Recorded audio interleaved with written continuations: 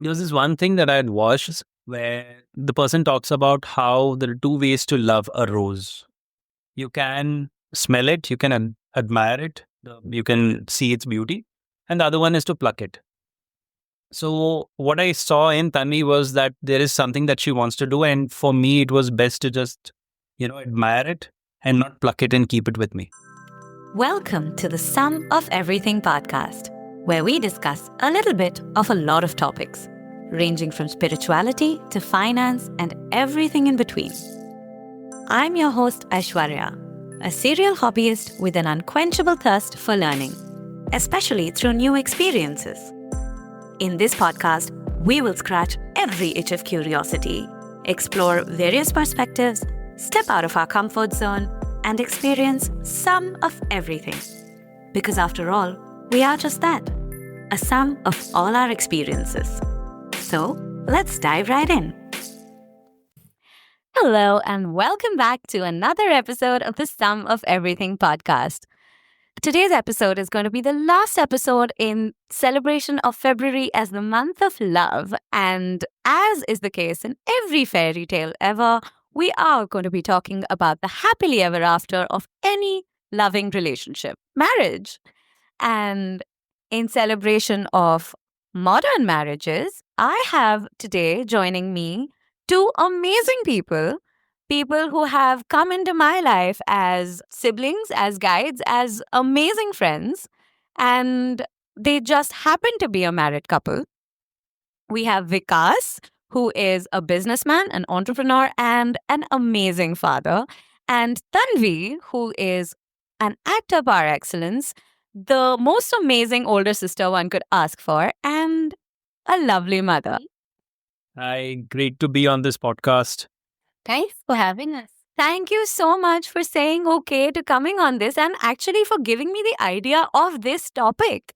I know that we were talking about it the last time I was over here, Tanvi, and we were discussing what it's like to be in a marriage in today's day and age. And that's what gave me the idea for this final topic, which is modern marriages. And actually, in that vein, I wanted to ask you, we know or we've discussed the fact that marriages have changed over the course of the last several years, especially so in the last decade. And the roles of men and women in a marriage have altered and have become more delineated than what used to be the case, whether during our parents' generation or even for generations slightly preceding ours, right? How do you think your marriage has molded itself from what would be considered a traditional partnership to a modern marriage? I feel that, first of all, I chose to marry my best friend. I think that in itself changed the way I see the marriage. I don't see this person as a god. I don't put him on a pedestal. He is a living, breathing, sweating person as I am. And it is a life about support. And as in a friendship, you would help your friend deal with goals on a daily basis, on a yearly basis, on a 5 yearly basis, and a lifetime basis. That's what this has become about. It's become about really running the race together. That's interesting. Vikas, what do you have to say? Marriages haven't changed too much in terms of what traditional marriages were and what today is. Just that the way the roles are divided, the way there are sensitivities about certain things, the way the tradition is approached even today has changed. For example, earlier probably the the families were a little more, they were not nuclear.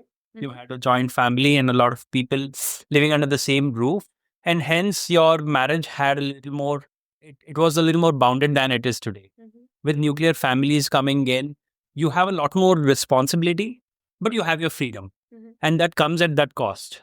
So when you have the responsibilities and these are shared equally, as Tanvi said, you need to be friends to be able to share those. Otherwise, you do end up in, issues in the relationship. Also, I feel like the unit precedes the big family, right? And everything is approached from the unit's point of view. So it's not about you talking to your mother-in-law a certain way because of a traditional way of talking, but you speak to that person because she is your partner's mother. That makes the difference. Basically, it's not a set norm because of which you have to carry on something, but it is because of the family that you want to raise or the family that you want to have. Okay, so that's interesting. So what I'm gathering is you're saying that it has moved from a tradition based approach to a more choice based approach.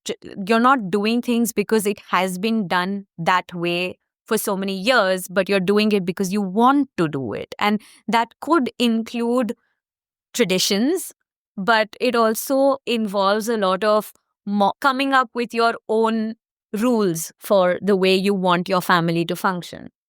Right, our own reasoning for the tradition. We don't have to have the same tradition, the same thought process behind the tradition. It is our own version of it. Right. Okay. There's a lot of discovery involved in the marriage. There's a lot of, you might know the person beforehand, or it might be an arranged marriage. But the idea is, in today's day and age, every person has a personality which probably is a little, how would I put it? It's not a split personality, but which is hidden, which probably your relatives or your parents wouldn't know, but your partner does. And that is where the discovery of the relationship starts, where, I might like to listen to a certain kind of music.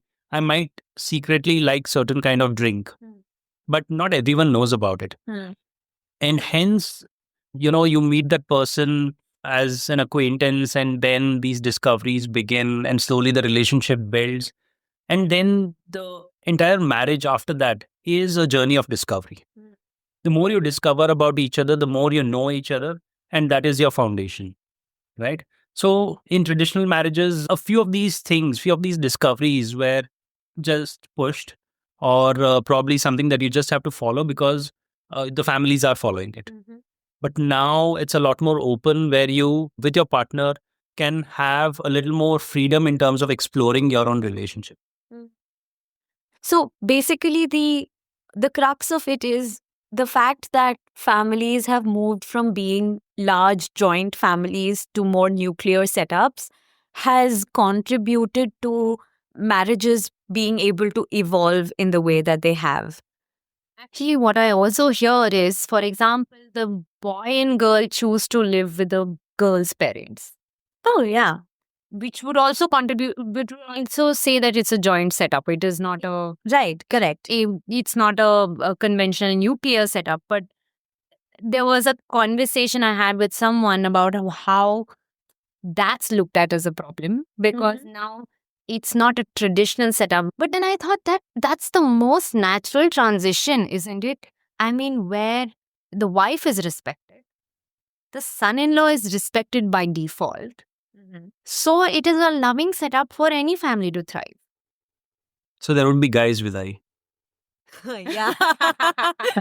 Yeah. That would be a very unique rasm in any. I wonder if the groom would cry.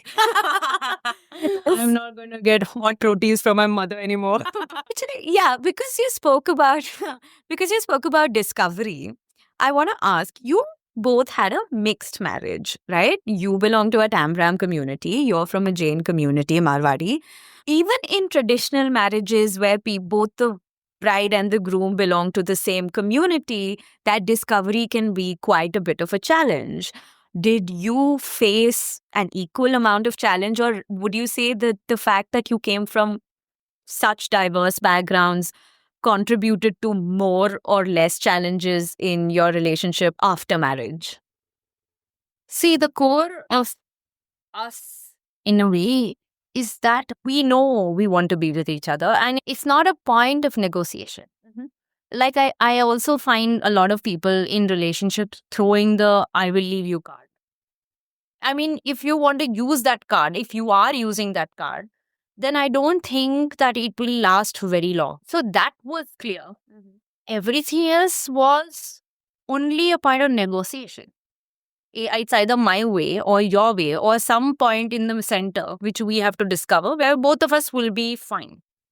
With the family, I felt that they were quite clear because I wasn't part of the community. I couldn't be asked to do a lot of things that they expected of me. So there wasn't too much of that pressure because they were like, anyway, she will not get it. Would you say it was easier for you that way than other people you've seen around you? Yes, I think so. I do see like people of the same community on both sides really struggling with these everyday negotiations. What I think is there's no guarantee of a relationship working because the guy and the girl belong to the same community or they belong to any other community. What ascertains the relationship to grow deeper and go longer is the fact that one, as Anvi said, that we started off as friends. So that's a very important part. And that also sets the tone of what we expect from each other in terms of the relationship. So for us, the friendship always was first. Small little things about our friendship, like when we look at each other, we know what we're thinking. If we do judge someone, we both judge the person equally and in a similar manner. So we know what we are And thinking there's a about. quiet laugh about it from a distance. Yes. So when you share that kind of relationship, you expect, of course, the marriage to continue the same way. But when you date a person versus living with a person are completely different things. Small little things which, when you're dating, is really nothing that you think about.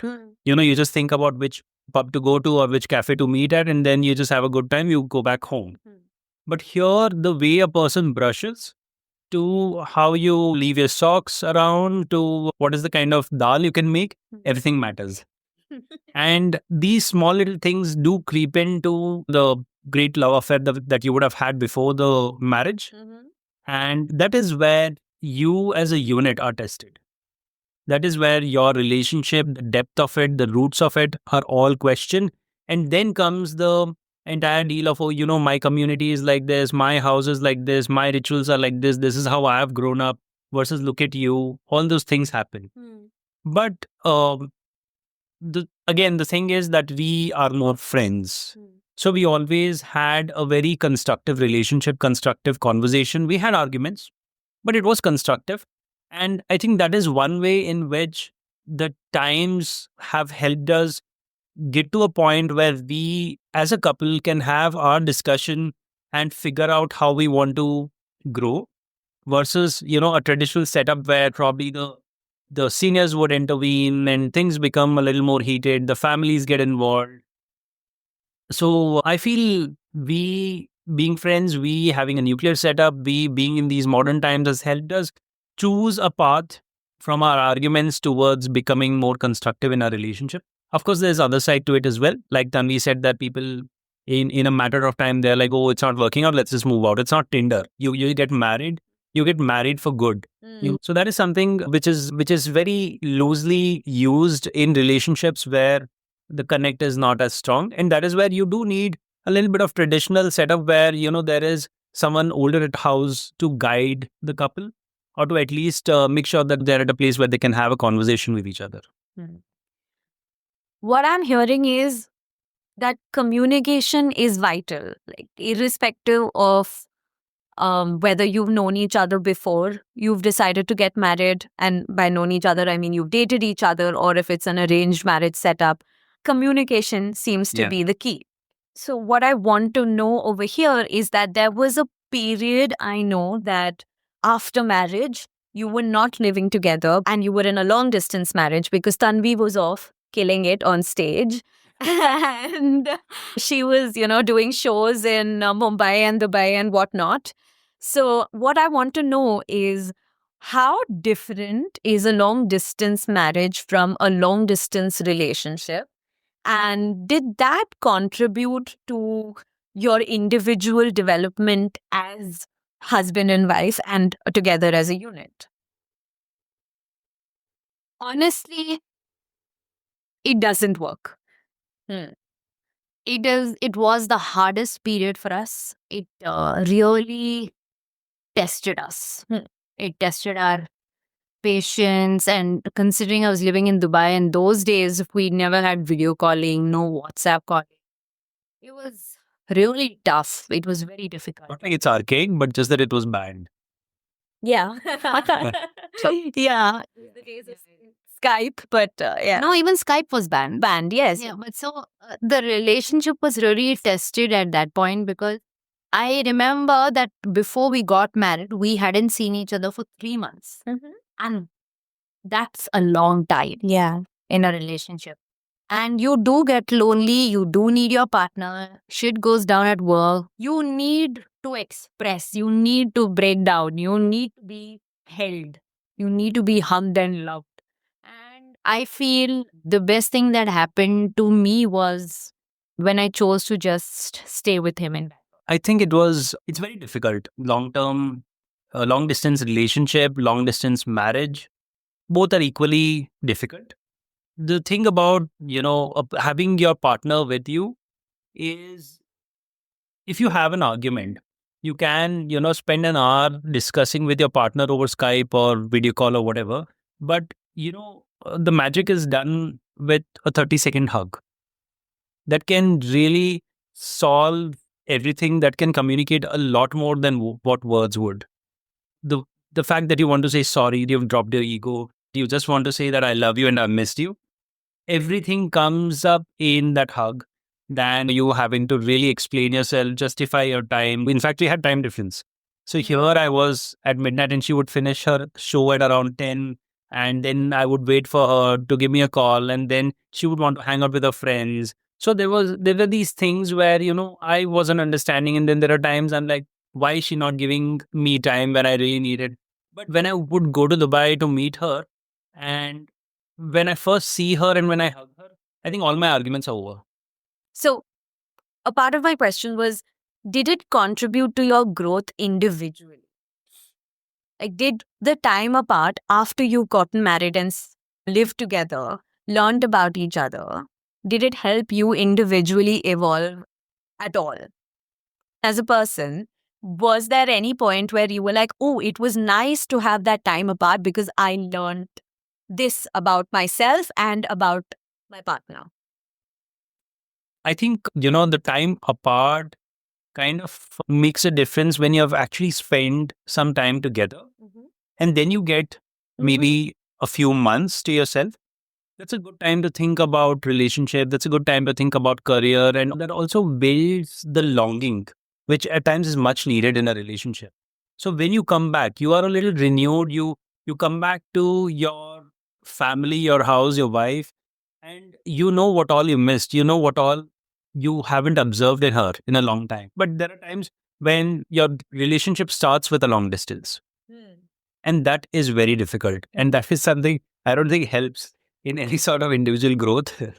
But having said that, Vikas is someone who has supported the madness always. Where I came back, I joined him for a year, and I again decided to leave him for a year and go back to Bombay. And he was supportive all throughout. And just, I think, a month and a half ago, I asked, how were you okay with it? I wouldn't be okay with it. I wouldn't allow it, actually. I wouldn't. If I were in your place, I would say, don't go. Not once did he ever say that to me. He said, you go, do you. And in my discovery of life, I decided, okay, now I want to stay with you. He always accepted every decision I have taken, which is so graceful. I feel it would have been a rebellion, in fact, if he had said, don't go. And I would have been like, no, I will go, Now then you said so, I should go. But now, just a month ago, I asked him, how did you let me go? I wouldn't do it. There was this one thing that I had watched where the person talks about how there are two ways to love a rose. You can smell it, you can admire it, you can see its beauty. And the other one is to pluck it. So what I saw in Tanvi was that there is something that she wants to do. And for me, it was best to just, admire it and not pluck it and keep it with me. That's such a beautiful way to put it. Like, my God, who knew you was romantic? I know, it's so romantic. Okay, so next question. I see that a lot of people around me, a lot of my friends, a lot of people in my age group are swearing off marriage. And if they're not, then they're having a lot of trouble finding the right kind of partner. Some people are also getting pressured into marrying, one would argue, the wrong person for their life, right? Given that you've been married for a certain amount of time and you're raising a child together now. So, what would you say to people like this who are either rushing into marriage or are swearing off it entirely?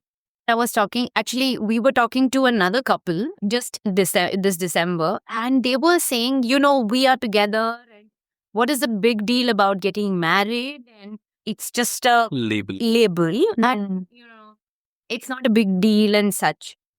I said, it's basically legalizing your support system. You're extending your support system. Like today, I can get Vikas's family lives in Chennai, so does mine.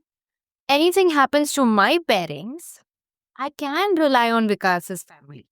And it is, I feel like the arrogance of our time to assume that we're going to be in our 20s, our life over, to expect the same kind of youth to remain till we are 60. And then suddenly we will just die. But life is not like that. Life is complicated. It requires the village. And fine, I said to them, okay, you don't believe in a marriage, but you then invest in the support system. Like, I have an aunt, is single even today. She is 75. And one would argue, oh, she chose to not be married, but she invested in her support system. So whenever she becomes incapable of going to work, there is a support system for her. That's something that I think our generation completely forgets, that youth doesn't last forever. And perhaps these relationships existed in the categories that they did because they are meant to support you in those tough times of life as well. And we forget that. What I think is when we use the term modern, we think that it is something which is better. It's just that it is something new. It might not necessarily be better. Modern means new, and modern also sometimes means untested. So, what I feel is the current generation is moving very fast. It doesn't give itself a breather when it comes to relationship, career, or any other way, even with friends, maybe. That's what I feel Tinder and Bumble and apps like that have done to our current generation, where we're all swiping, day in, day out, just to find a better partner, and all on paper. You've not met the person, you've not seen anything, but you still feel that that is the only hope. And when I recently spoke to someone who is around 21, 22, and I asked that person, how do you meet people these days? Is it only Tinder and Bumble? And she's like, of course, otherwise I have social anxiety. I can't meet people. And I was like, we used to meet in house parties. We used to meet a friend's acquaintance would become a friend, and then that person would actually become your life partner. You never know. So that entire concept of meeting people, finding out about them, and the entire phase of discovery is shortened to reading a resume, figuring out on a bio, and figuring out, oh, this is the person, these are the things that he really likes, these are the hobbies, and that's it. That becomes your judgment of the person. And when you go meet that person, if there is an expectation versus reality situation, that's it. So you just walk out. I also want to contradict this point because Unlike traditional marriages, she is contradicting me. I know good friends who have found their life partner on Bumble/Tinder.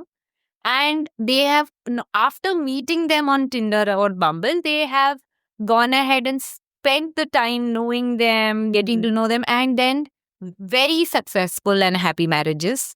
Very good friends then become. And you can see, when you see a couple and you know their vibe, right? Immediately you know they're a unit. I've seen those relationships too. See, we Indians have a way of finding, ways to not pay subscription to matrimonials. This is one of those ways. Okay, because we were talking offline about this, I wanted to ask this again. What do you think is the biggest advantage and disadvantage of an arranged marriage versus a love marriage in today's day and age? With arranged marriages, you don't have to invest too much in trying to find a girl, in trying to, take someone out for a date. And you get set resumes or biodatas or whatever they call it. So you get those, you figure out based on the actual check of the support system first and then the girl itself. So the prep work is lighter prep on the work- pocket. Yes. Prep work is already done. And the families know that, this is the kind of person probably would work very well in our kind of community. Mhm. So one hurdle of, family liking it or not liking it, or will the girl adjust or the guy adjust, those kind of things are already through. Mm. The only thing that remains is for the girl and the guy to actually like each other. The only thing here is you would not get so much time to really, take the girl out, spend 3 months, figure out I if this think works. that also has happened. I mean, these. You're talking about a situation where the girl and the guy are introduced by family, but then take their own time to get to know each other. And Right. but that's not traditionally an arranged marriage, right? Or even That's if an it does, it's evolution. it's a good Evolution. point. Yeah, evolved We call version. it arranged to love. Arranged to love. Okay, nice. But Otherwise, I don't think arranged marriages work anymore because I feel like the background checks are all wrong now, right? Mhm. Like today, what is your background check? You're checking whether the family is purebred or half bred or whatever that is, and then Well to do. whether there are any problems in the family. Mhm. Is there money enough in the family? Which is a logical point. I agree, but then you are not going to be checking whether the boy or the girl vibe. You don't check whether you are not interested in them becoming a unit. You are more interested on whether or not they will fit the roles that they are assigned to. That is the real question.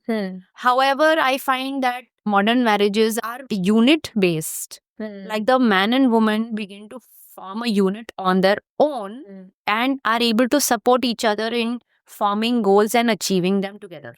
And I feel that those are the relationships that are more successful, where the unit, even if to the distaste of everybody else, begin to separate themselves from the rest of the family. They are able to better manage everybody around them.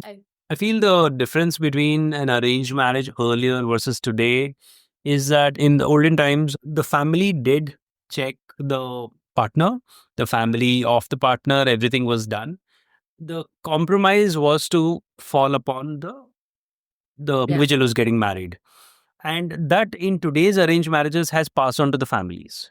right. So the girl and the guy are okay, everything works. But the compromise is where the family has to either, let go of the checks that they do or let go of the kind of, half-bred or purebred or whatever, the community they belong to or the religious affiliations one might have. All those things Right. are something which the family compromises on today. And the I think partners... more so the gender roles they assume. I feel that is the most important compromise that families have to be okay with in today's scenario. That the man will go into the kitchen and make khana for the family, and the woman, if she's getting late for work, she will leave everything and she will go to work. Like that negotiation, that conversation is what is creating, I feel, that is what is the modern marriage, where the gender roles are quite fluid. Again, the focus is on both parties achieving what they want, really speaking. So that would be a question in any kind of marriage, that the fluidity of gender roles is accepted by both parties involved in the marriage, right? Otherwise, it doesn't matter how the marriage came to be. If that is not a compromise that either party is willing to make, then it's going down the drain. Correct. Irrespective of whether you've known each other for a long time before you've gotten married or... I still feel like there was a generation till which this was still acceptable, where women still accepted the The like role of the being a fixedness of the gender roles. But Mhm. now I feel there is quite a fight around that if a Yes. man is unable to move around this gender role, it is a problem. Like Mhm. it is causing the issue in the relationship. And I would say that essentially becomes the vital point in a quest for a partner amongst women my age, where you are constantly on the lookout for a person who is not only mature enough or not only in the provider mindset. I mean, I guess we can do that too in today's day and age. But I want to know whether you will be able to contribute to the house as much as I'm going to be expected to. So, are you going to do the laundry with me? Are you going to share the load? Are you going to, take care of the cleaning and not have me tell you all the time to clean up after yourself or what to make for dinner, those kind of things. So that is the kind of mental maturity we look for in a partner, which is really not easy to find. Just to add to your point, Mm. actually, Aishwarya, we met a guy day before, and he told us that I'm struggling to figure out what women want today. Yeah, that is a struggle. That's a big question today as to what men and women want out of each other and themselves in a relationship. It's an exercise actually we give to some people who are in their 30s and late 20s and who want to get married. It's an exercise that we actually request them to do. We say, what are the top 5 non negotiable you want in your partner? So, like some people have communication, money, because marriage is a logical decision. I mean, you can be head over heels about somebody, but the logical conclusion may not be marriage. So, we say, write down your top 5 non negotiables, without which you don't see yourself settling down with this person. And it actually works because it gives a lot of clarity to someone, because once you meet people, you immediately list the 5 in front of you and you know whether this person is going to match it or not. Having said that, having said, like listing 5 things and, like having a process oriented or a rule book oriented thing to approaching life or partner, I feel it's more going with the flow, with knowing what is it that you want in life or what is it that you look for in a partner. But go with the flow. There might be times that you come across someone very good, but you still have one of your 5 compromises is not really dealt with, and you feel, okay, this is a no, but then your heart says otherwise.